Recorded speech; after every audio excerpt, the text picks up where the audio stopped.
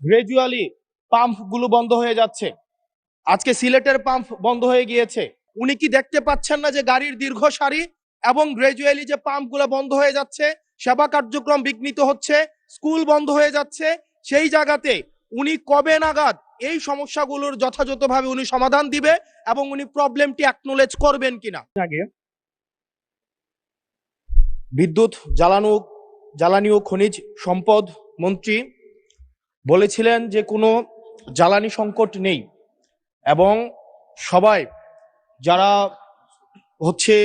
তেল সংগ্রহ করতে যাচ্ছে তারা যথাযথভাবে তাদের সেবাটি তারা সেবা স্থান থেকে পাচ্ছে।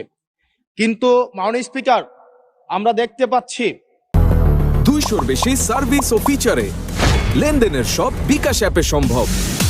গ্রাজুয়ালি পাম্পগুলো বন্ধ হয়ে যাচ্ছে। আজকে সিলেটের পাম্প বন্ধ হয়ে গিয়েছে।